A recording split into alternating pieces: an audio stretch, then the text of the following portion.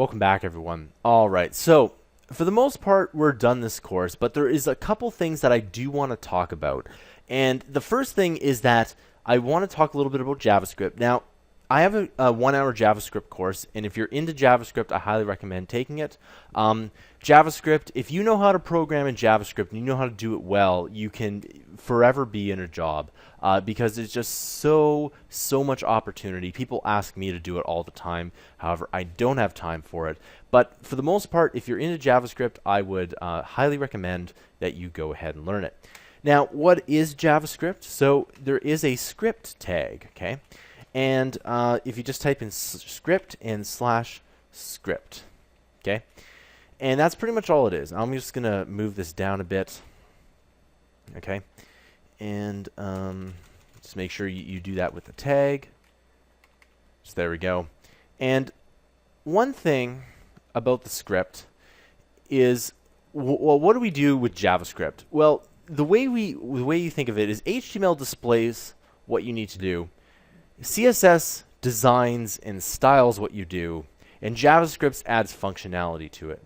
So if you wanted to, let's say, make a calculator in JavaScript, it'd be a lot easier than in HTML. I mean, it's not impossible in HTML, but you know, JavaScript adds that kind of computing functionality to your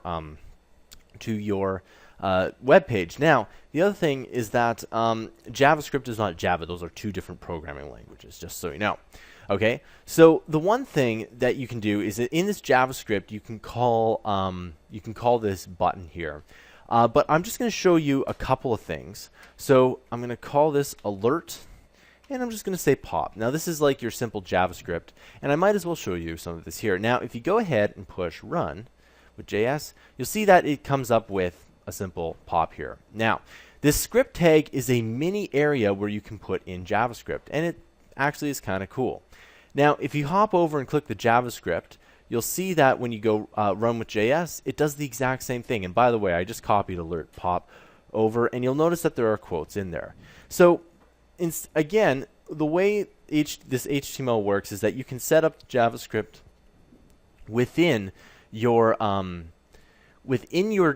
document, or you can pull it up in a separate JavaScript page. Now, the way this works is that you would technically call this JavaScript page to run the JavaScript code.